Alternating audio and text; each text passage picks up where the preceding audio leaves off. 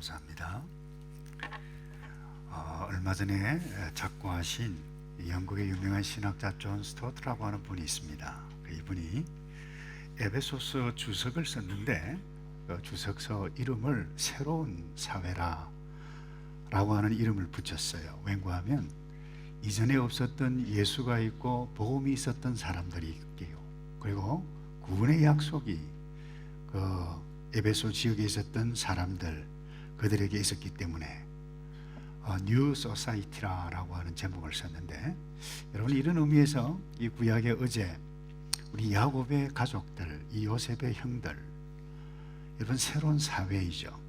동일하게 이런 맥락에서 오늘 저와 여러분에게 예수가 있고 복음이 있고 또 구원의 약속이 있는 우리의 이 모임을, 우리를 가르쳐서 이 새로운 사회라 이렇게 말할 수 있을 것입니다. 근데 여러분, 새로운 사회에 속했다고 해서 문제가 없는 것은 아니죠. 아시다시피 이 야곱의 이 가족들 문제가 너무나도 많았어요. 에베소 교회에 문제가 많았어요. 저와 여러분 우리 스스로 잘 알잖아요. 문제가 다 있잖아요. 그럼에도 불구하고 오늘 이 창세기, 이 요셉, 이 스토리를 통해서 우리에게 중요한 것들을 보여주는데, 새로운 공동체가 붙잡아야 할 가치 혹은 이 요소가 무엇인지를 우리에게 보여주고 있어요. 특히 오늘 43장 34절을 보면 정말 기분 좋은 그 요셉의 형제들의 모습을 봅니다. 12아들이 다 모였어요. 우리 지난주 공부했죠? 시므온이 감금되었지만 풀려나서 함께 요셉이 베푼 이 연회죠, 이 잔치를 실컷 먹고 마시고, 그래서 34절에 이렇게 기록하고 있죠. 요셉이 자기 식물로 그들에게 주되 베냐민에게는 다른 사람보다 5배나 주매 그들이 마시며 요셉과 함께 즐거워하였더라 그랬어요. 저 개인적으로 이렇게 온 식구가 함께 화목하게 모여서 기쁨의 잔치를 행해가는 것, 이것이 모든 인생을 향하신 하나님의 뜻이라고 생각을 합니다. 그런데 여러분, 오늘 여기 문제가 있어요. 겉보기에는 굉장히 좋았지만 이 요셉의 형들 내심 불안했어요. 야, 우리가 이렇게 즐기고 마셔도 괜찮아? 또 하나, 요셉에게도 약간 불안한 마음은 있었을 거예요. 이 요셉의 형들이 정말 변했는가? 변해야 될 텐데 라고 하는 그 변했던 마음을 보기를 원했던 불안함이 있었을 것입니다. 그래서 이런 속사정이 없는 기쁨의 잔치를 누려가기 위해서 필요한 요소, 그 가치, 원리 창세기를 통해서 우리에게 가르쳐 주는데, 여러분 요셉의 두 번째 시험이죠. 형들을 도둑으로 몰아붙입니다. 영문도 모르고 고생하고 있는 내용이 오늘 읽었던 말씀 가운데 하나인데, 집에 돌아가셔서 마지막 절까지 다 읽어보시면 좋겠습니다. 어찌됐든 어제 죄가 있었는데 해결되지 않은 죄를 품고 살아가는 사람은, 여러분 이 음식을 먹어도 불안합니다. 내가 이래도 되는가? 불안을 느낄 수밖에 없어요. 그게 사람이에요. 근데 조금 전에도 말씀을 드렸습니다만, 우리 모두가 이 기쁨의 잔치를 누리기 위해서 꼭 붙잡아야 할 요소, 그 가치를, 다시 말해서 새로운 사회에 있는 사람들이 붙잡아야 할 가치가 무엇인지 그것을 보여주는데, 첫 번째, 참된 그 기쁨이 어디서부터 비롯되어지는가, 이 기뻐함, 진정한 참된 기뻐함을 우리에게 보여주고 있어요. 여러분, 이 요셉의 형제들이 이 기근 중에 어떻게 보면 양식을 구경하기조차도 힘든 이 상황에 음식을 먹고 마시고, 여러분이 얼마나 기분이 좋았겠어요? 그런데 이 기쁨이 여기서 끝나지 않습니다. 여러분 44장 3절을 보면 양식을 듬뿍 싣고 떠납니다. 보면 아침이 밝을 때에 사람들과 그들의 나귀를 보내니라. 자루에는 양식이 이들의 기분이 어땠을까요? 한동안 못 봤던 시므온도 함께했죠. 야, 혹시 베냐민에게 어떤 일이 일어나면 어떻게 할까 노심초사하면서 아버지의 허락을 얻고 데리고 왔는데 베냐민도 함께, 그리고 양식을 한가득 싣고 이제 고향 앞으로 갑니다. 얼마나 기뻤을까요? 모르긴 해도 아마 콧소리로 아마 노래를 부르면서 떠났으리라고 생각을 합니다. 여러분, 사람이 언제 만족을 느끼고 행복을 느끼나요? 의식주 문제, 아니 인간의 기본적인 욕구가 해결될 때 행복과 만족, 기쁨을 누리죠. 아무리 교양 있는 사람이라도 배가 고프면 행복하지 않습니다. 교양에서도 배가, 밥시가 특별히 남자 같은 경우에는 제때 안 나오면 신경질 내는 남자분도 있습니다. 저도 그 가운데 한 사람입니다만, 잠을 잘 못 잔다. 여러분, 행복한 사람 잘 없어요. 의식주 해결이 그만큼 중요합니다. 그래서 이 잘 먹고 의식주를 누리는 것, 전도서 기자에 보면 먹고 마심이 하나님께서 주신 분복이로다, 우리에게 주신 분복 가운데 하나예요. 이 요셉의 형들이 이 먹고 마시고 양식이 많은 것, 이렇게 여러분 기뻐하는 그것 당연하다고 볼 수 있습니다.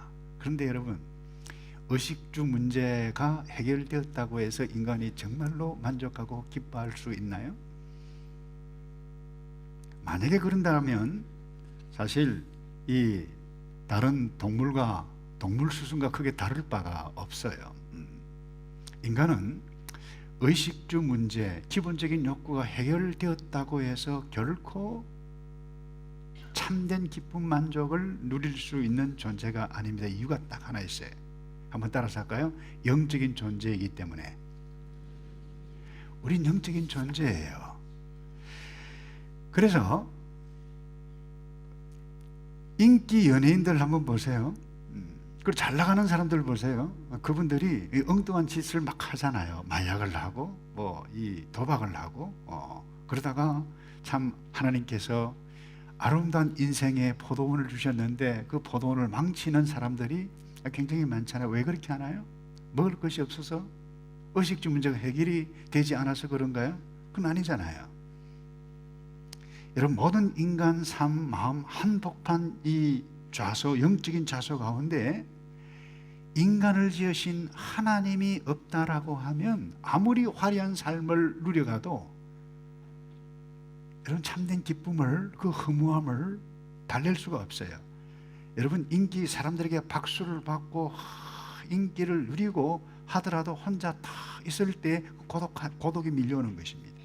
외로움이 몰려오는 거예요. 왜냐하면 하나님이 모셔야 할 그 자리에, 영적인 좌소에 하나님이 없기 때문에 사람들에게는 인정을 받는데 뭔가 모르게 허전해요. 이게 모든 인생이 느끼는 겁니다. 그러니까 이 하나님이 계셔야 할 영적인 좌소에 채워야 할 것이 없으니까 엉뚱한 다른 부분을 통해서 얻으려고 하다 보니까 불미스러운 어리석은 삶을 사는 것입니다. 그런데 여러분, 오늘 요셉을 보십시다.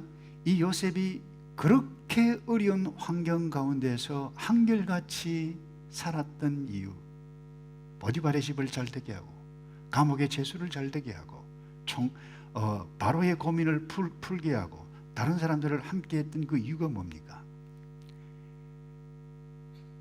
요셉의 형들에게 없었던, 다른 사람에게 없었던 그 한 가지가 있었어요. 우리 이미 공부했어요. 창세기 39장에서 2절을 볼까요? 거기 보면 이런 말씀이 있죠. 여호와께서 요셉과 함께 하심으로 그가 형통한 자가 되어 그 주인 애굽 사람의 집에 있으니 그 주인이 여호와께서 그와 함께 하심을 보며 또 여호와께서 그의 범사에 형통케 하심을 보았더라. 무슨 말씀이에요? 여호와 하나님께서 요셉과 함께 했어요. 또 요셉이 여호와 하나님과 함께 했어요.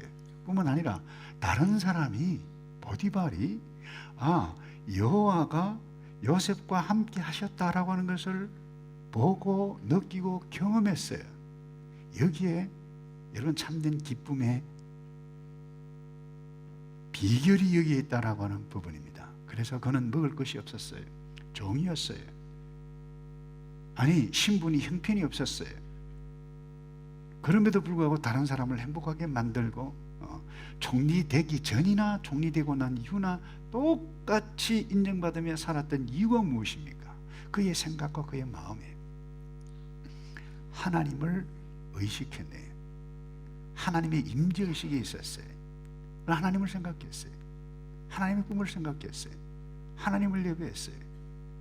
다시 말해서 하나님의 임재의식이 있었어요. 그래서 하나님의 임재의식이 있었다는 결정적인 증거 가운데 하나가 뭔가 하면 보디발의 아내 여주인이 야 나와 함께 지내자 라고 했을 때 손만 잡았으면 인간적으로요 든든한 버팀목 후원 그 끈을 붙잡은 것 아니겠어요? 근데 거절합니다. 어떻게 거절합니까? 39장 9절에 내가 어찌 이 큰 악을 행하여 하나님께 범죄하겠습니까? 그랬어요. 이것 보면 알아요. 그래서 여러분 하나님의 임재를 아는 하나님의 임재 의식을 가지고 있는 백성은 하나님을 알아요. 임재 하나님이 내 삶 가운데 계시고 나와 함께 계시고 여기에 계시고 나의 삶의 현장에 있다라고 하는 부분들을 끊임없이 훈련하는 줄로 믿습니다. 여러분 이상하지 않나요? 창세기 50장 가운데 이 야곱과 요셉의 이야기가 이렇게도 길어요. 제가 야곱을 몇 주나 설교를 했어요. 요셉을 오늘 지금 몇 주나 지금 설교를 하고 있나요? 왜 이렇게 길게 합니까? 이유는 딱 하나라고 저는 봅니다. 여러분 이 야곱, 아버지 야곱은 좀 인간적으로 요즘 말로 이야기하면 이 잔머리 굴리면서 살아갔던 사람이에요. 장기가 많아요. 인간적으로 살았어요. 그래서 인간적으로 살면 야곱처럼 고생한다. 평생 고생했어요. 마음 졸이며 살았어요. 근데 요셉은 신앙적이었어요. 아비와 아들이 달라요. 대조하면서 우리에게 보여주는 메시지가 뭐예요? 야곱은 자기의 미래를 의식했다라고 하면 요셉은 하나님을 의식하고 인식하고 하나님의 임재가 나의 삶 가운데 있다. 여러분 신앙이 경건이 무엇입니까? 하나님이 나를 지으셨고 하나님께서 나를 사랑하셔서 여기까지 보내주셨다. 이것 하나님을 알아요. 하나님을 인식해요. 하나님의 임재를 훈련해가는 사람. 여러분 이것 없이는 우리 이 땅에서 참된 기쁨을 누릴 수 없는 줄로 믿습니다. 그래서 하나님이 나와 함께 계신다. 이것 하나님이 모든 것이다. 이것을 붙잡으면 환경이 신분이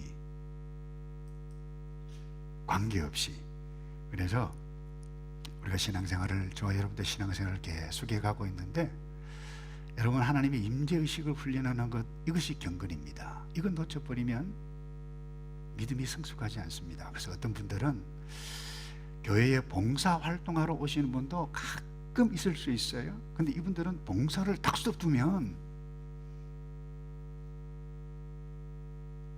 내가 지금 신앙생활 하는 거 맞아? 이런 인식을 하는데 큰 착각이죠. 그래서 시편 16편 11절에 시편 기자가 이렇게 고백했어요. 기쁨의 근원이 무엇인지 주께서 생명의 길을 내게 보이시니 그게 주 앞에는 충만한 기쁨이 있고 이 말은 무슨 말입니까? 주님이 기쁨이다 이 이야기예요. 그래서 오늘 예배를 드리는데도 내 마음에 주님이 없다라고 하면 기쁨은 경험할 수 없는 것입니다. 그래서 주의 오른쪽에는 영원한 즐거움이 있나이다 그랬어요. 그래서 우리의 신앙의 선배들은 웨스트민스터 이 신앙 고백서 기초한 대소요리문답 제1문이 뭔 줄 아세요? 사람이 최고되는 목적이 제일 되는 목적이 무엇이냐? 그 대답을 해요. 사람이 최고되는 목적은 하나님을 영화롭게 하고 그를 영원토록 온전히 그것도 즐거워하는 것이다 그랬어요. 그래서 인생 많은 사람들이 왜 불행을 경험합니까? 나의 행복조차 살아가기 때문에. 어제도 우리 종인 씨 내외 결혼식 때 메시지 이 부분 나누었어요. 당신의 행복을 위해서 쫓아가면 반드시 불행해진다 그랬어요. 여러분 성경은 달리 말합니다. 이 세상은 인생이라고 하는 것은 나의 행복을 위해서 나의 미래를 붙잡고 내가 원하는 것을 붙잡아야 행복이 온다. 죄송해요. 이것은 사탄이 저와 여러분에게 불어넣어 준 생각입니다. 하나님은 다릅니다. 나를 섬겨라. 나에게 예배하라. 내 말에 순종하라. 그를 즐거워하라. 나를 즐거워하라. 그러지 아니하면 불행하다. 근데 우리는 사탄이 말하는 것을 더 좋아하는 경향들이 많죠. 저 역시 마찬가지입니다만 이거 싸워야 돼. 이게 영적인 전쟁이에요. 여러분, 돈의 많아짐, 적음, 여러분 지위가 높아지는 것, 그것을 얻는 기쁨이 솔솔 많죠. 솔솔하죠. 그것도 기쁨입니다만은 그것만으로 기뻐하는 나 자신이라고 하면 하나님 앞에 주님, 나를 긍휼히 여겨주십시오. 내가 엉뚱한 것에 기뻐해 가고 있는 나의 이 딱한 모습을 긍휼히 여겨주십시오. 회개하는 자가 여러분 새로운 공동체, 새로운 사회, 이 땅에서 하나님을 만나고 이 땅에서 천국을 경험해가는 놀라운 복을 얻는 줄로 믿습니다. 그럼 두 번째요, 이 새로운 사회, 새로운 공동체가 붙잡아야 할 또 하나 가치는 한번 따라서 할까요? 변합니다. 여러분, 이 요셉의 형들이 먹고 마시고 양식을 얻은 기쁨 얼마나 기뻤겠어요? 근데 잠시 동안이었어요. 그 이유가 뭡니까? 요셉의 작전, 두 번째 시험 때문이었어요.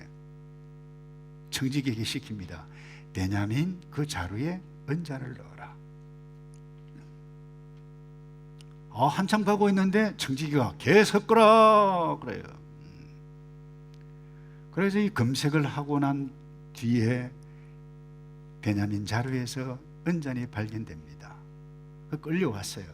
이거 얼굴이 하얘져서 전부 다 지금 그 상황이 지금 이 44장 나타나는 말씀이에요. 근데 다소 특이한 부분이 발견됩니다. 그게 뭔가 하면 14절입니다. 한번 보실까요? 유다와 그 형제들이 요셉의 집에 이르니 요셉이 오히려 그곳에 있는지라 그 앞 땅에 엎드리니 그랬어요. 자, 14절 누가 먼저 나와요? 대답 좀 하세요. 누가 먼저 나와요? 유다예요. 유다가 첫째죠. 이렇게 하면 곤란합니다. 예, 첫째 루벤이에요. 예, 시몬, 레위, 그 다음에 넷째가 유다입니다. 그런데 아니 형나두가 왜 이 유다가 툭 튀어나옵니까? 그것도 성경이 강조라도 하듯이 유다와 그 형제들이 그렇게 이야기하고 있어요. 네 번째가 유다가 먼저 등장해요. 근데 16절에는 더 이상해요. 다른 형제들이 가만히 있는데 유다가 나서서 대변인 노릇을 합니다. 제가 읽겠습니다. 유다가 가로되 우리가 내 주께 무슨 말을 하오리까? 무슨 설명을 하겠습니까? 기가 막힌 말입니다. 여기 지금 다른 사람 얼굴이 지금 하얘습니다. 그 상황 가운데 무슨 설명을 하겠습니까? 어떻게 우리의 정직을 나타내겠습니까? 그 다음 하는 말을 보세요. 하나님이 종들의 죄악을 적발하셨으니 우리와 이 잔이 발견된 자가 다 내 주의 종이 되겠습니다. 여러분 생각해 보세요. 지금 도둑으로 몰려 있어요. 인정하면 그냥 가는 것입니다. 그런데 지금 놀라운 말을 합니다. 은잔이 발견된 일, 그것은 요셉이 꾸민 일이에요. 그건 시험이요. 말도 안 되는 그 일이에요. 그거 당했어요. 예수 안 믿는 사람 말로 귀신이 코칼 노릇이에요. 근데 그것을 뭐라고 표현하고 있어요? 하나님이 종들의 죄악을 적발하였으니 그랬어요. 놀라운 변화입니다. 용납할 수 없는 상황이에요. 어떻게 이와 같이 천부당 만부당 한 일인데 이 일을 뭐라고 표현하고 있습니까? 우리는 한 짓이 없습니다. 절대로 하지 않았습니다라고 해야 할 그 상황에 뭐라고 표현하고 있는가요? 하나님이 우리 종들의 죄악을 적발하셨으니 놀라운 변화입니다. 여러분, 이 유다 상식적으로 아시잖아요. 유다는 어떤 사람이에요? 이미 공부를 해서 알겠습니다만 자기 뇌리로, 자기 합리적으로, 이성으로 이 접수가 되지 아니하면 인정하지 않는 그런 사람이었어요. 화를 내고 자기 길을 가는 사람이었어요.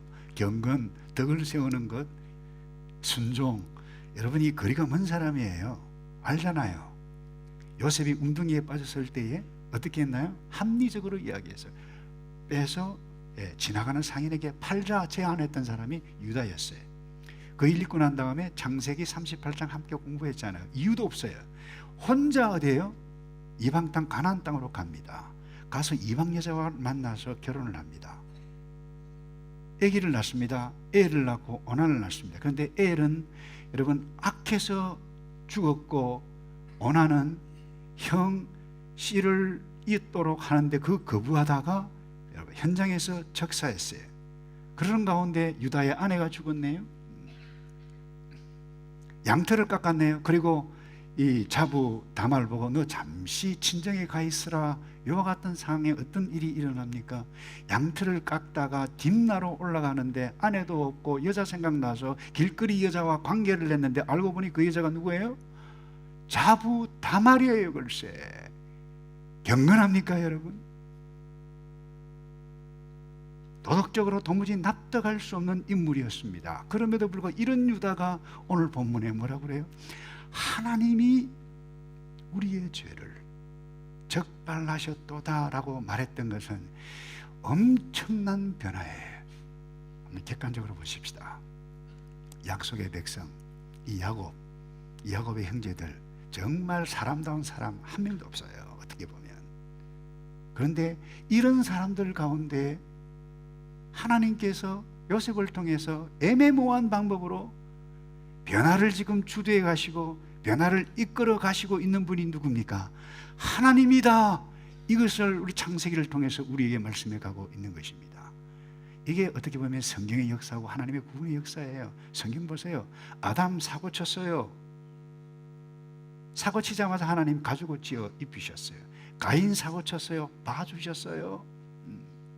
셋을 통해서 변화될 사람의 공동체 모습이 어떤지를 잠시 보여주었습니다. 노아 등장했지만 노아도 사고 쳤어요. 포도주 때문에. 사실 별 볼 일 없는 아브라함 사고의 연속이었잖아요.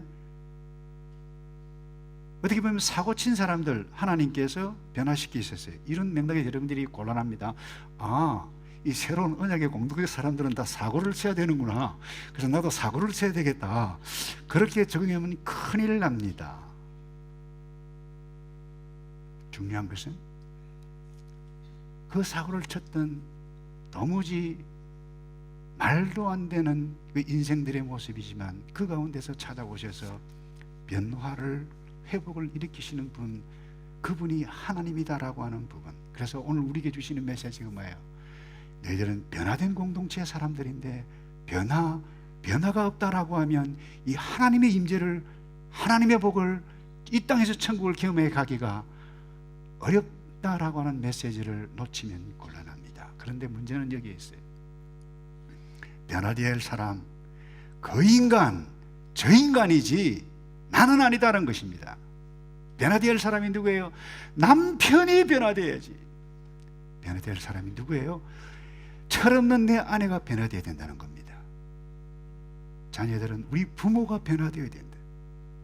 부모는 우리의 자녀들이 변화되어야 된다. 여러분 정말 그렇습니까? 변화되어야 할 사람이 누구예요? 나 자신이고 우리의 자신인 줄로 믿습니다. 그렇지 않으면 새로운 공동체를 우리가 경험해 가기가 어렵다는 겁니다. 근데 여러분 변화가 언제부터 일어납니까? 어떤 애매모호한 일들을 당할 때 내가 당했다. 내가 당했어요. 내가 억울한 일을 당했다. 여러분 이런 생각을 하고 있으면 그 상처가 됩니다. 한이 되죠. 그 언제 변화되기 시작합니까?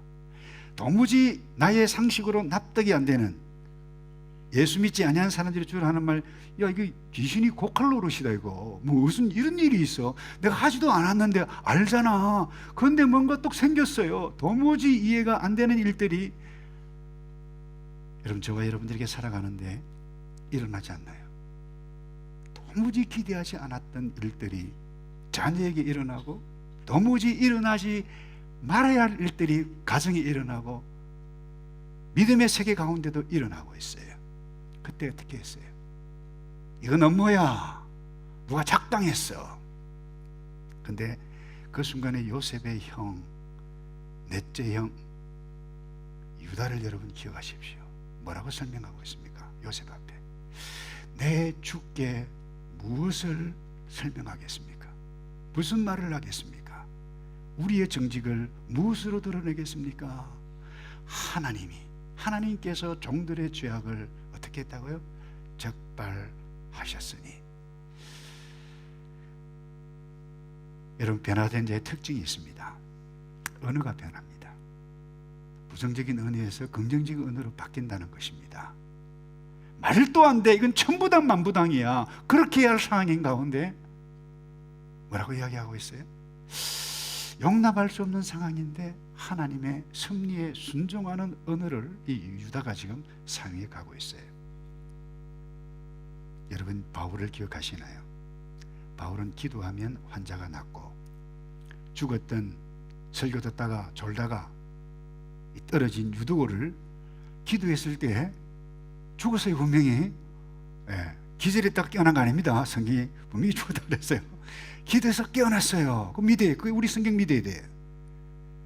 여러분, 그야말로 기적을 행하고 신유를, 치유를 밥 먹듯이 행했던 바울인데 몹쓸 병이 자기에게 있었네요. 그거 놓고 3번이나 기도했어요. 주님, 고쳐주십시오. 근데 고침을 받지 못했어요. 그 얼마나 열받겠어요. 또 자존심 상하겠어요. 또 젊은 그 학생들 이야기하면 얼마나 쪽팔립니까? 다른 사람들 다 고치는데 자기 병을 못 나는 거, 이거잖아요. 얼마나 창피한 일이에요. 근데 그 상황의 언어가 뭡니까? 주께서 내게 은혜를 주셨다. 내게 주신 은혜가 족하다라고 표현했어요. 용납하기 힘든 상황이었어요. 뿐만 아닙니다. 변화된 사람의 특징과 또 하나는 순종입니다. 16절 보세요. 다 내 주의 종이 되겠나이다. 자, 보세요. 이 상황 객관적으로 말할 상황이 아니에요. 왠가 하면 넌 적이 없어요. 그렇게 할 위인도 아니에요. 그렇게 할 상황도 못 됩니다, 지금. 근데 또 생겼네요. 근데 뭐예요? 정말 애매모호한 그 상황, 내가 순종하겠습니다, 이 이야기 아니에요.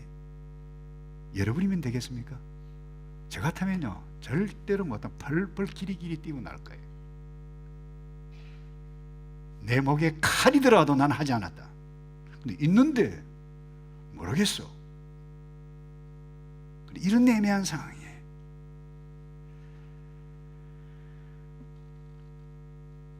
그래서 여러분, 만약에 하나님이 이렇게 하셨다라고 하면 내가 순종하겠습니다, 이런 태도입니다.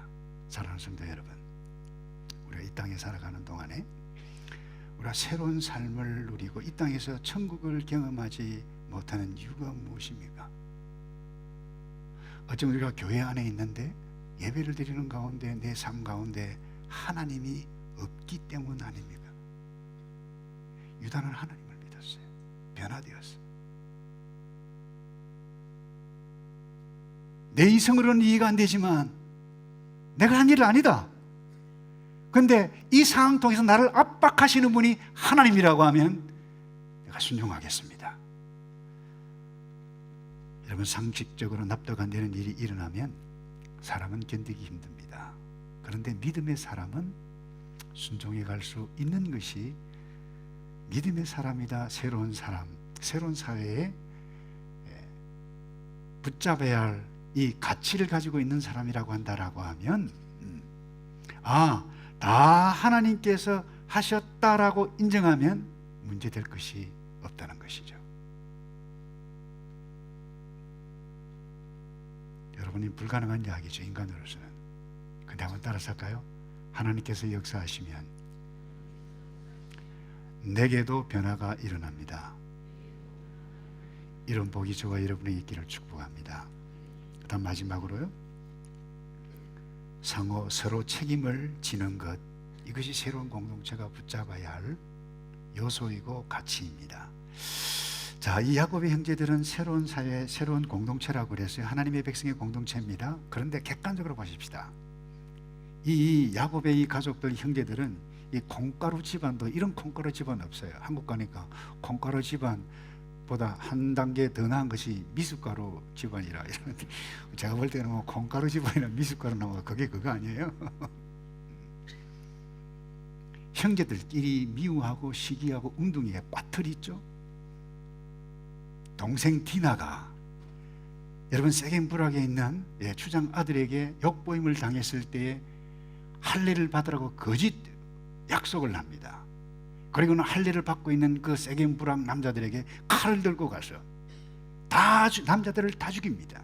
그리고 그 부락을 쑥대밭을 만듭니다. 살인자입니다. 범죄 집단입니다. 무슨 언약의 백성이에요. 뿐만 아닙니다. 어느 정도 콩가루 집안인가 하면 장남 루벤이 창세기 35장에 보면요, 아버지 세 번째 아내 빌하를 건드립니다. 세상에 이런 집안이 어디 있어요? 그러다가 유다는 his way 걸어가다가 야곱 마음에 안 들어 해서 공동체를 떠나서 가나안 땅에 갔습니다. 이방 여자와 결혼했잖아요. 그리고 아들을 죽었잖아요. 피눈물 나는 고생을 냈어요. 이게 이 요셉의 힘들입니다. 이게 어제 하나님의 백성의 야곱의 집안이에요. 그런데 이게 놀라운 일이 다시 일어나요. 서로 책임을 져주는 일들이 여기 일어납니다. 요셉의 이 청지기가 베냐민의 이 자루를 검색하고 난 다음에 딱 발견되어졌을 때에 어제의 모습이라고 하면 어떻게 했을까요? 베냐민, 저 녀석 저 머저리 같은 놈 알아봤어. 내가 아마 당장 돌아가서 몰매를 해야 할 상황인데 그와 같은 일들이 일어나지 않습니다. 뭐라고 합니까? 오히려 그들이 옷을 찢습니다. 하나님, 이게 무슨 일입니까? 13절 보세요. 그들이 옷을 찢고 각기 짐을 나귀에 싣고 성으로 나갈 때 기분과는 완전히 얘가 이 일을 어떻게 할까 벌벌벌벌 떨면서 지금 돌아오고 있었어요. 그때 16절에 놀란 말을 한 것이 인물이에요. 유다가 우리가 무슨 설명을 하겠습니까? 우리의 정직을 어떻게 나타내겠습니까?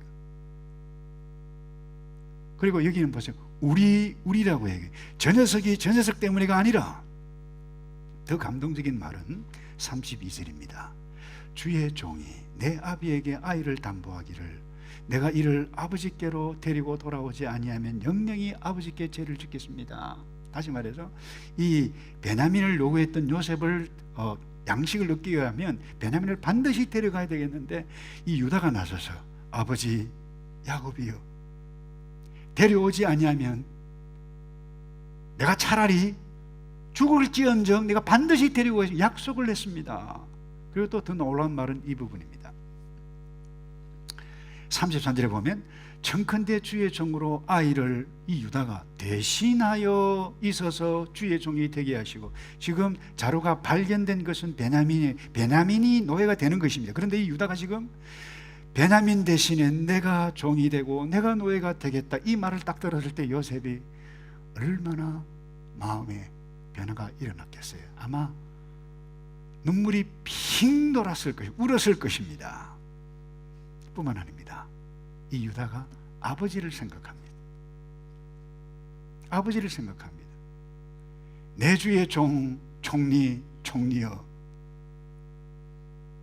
이 아들을, 이 베냐민을, 동생을 데리고 가지 아니하면 우리 아비 고향에 있는 아비 야곱이 죽을지를 모릅니다. 한 번만 봐주세요. 한 번만 봐주세요.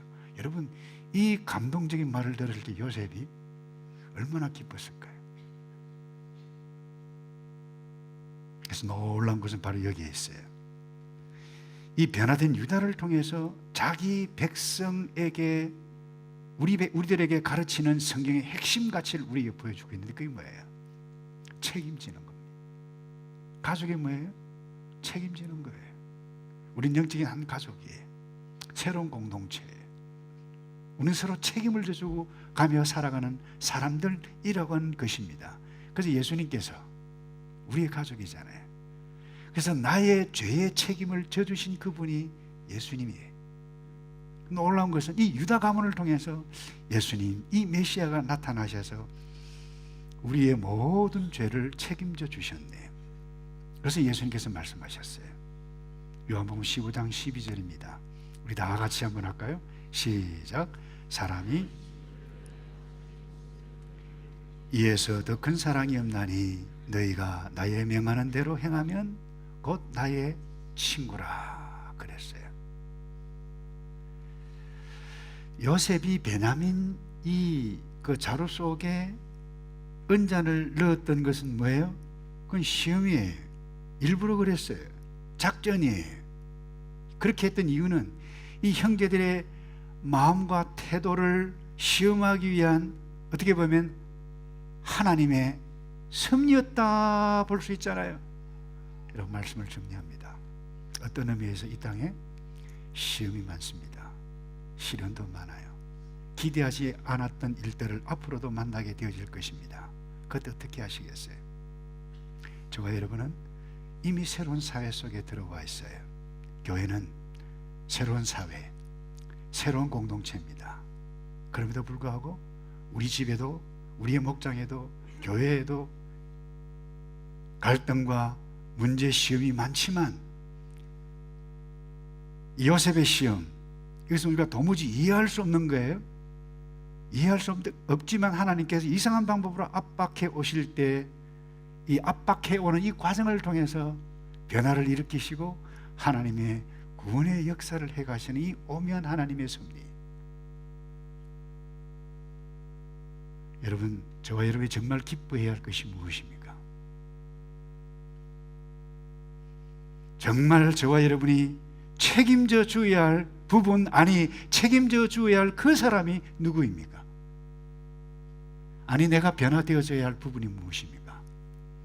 이 부분을 오늘 이 말씀을 묵상하면서 내가 붙잡아야 할 하나님의 백성의 가치 무엇인가, 이걸 묵상하면서 날마다 시험이 온다 할지라도 주님 한 분 붙잡고 승리해 가시는 저와 여러분 되시기를 축복합니다.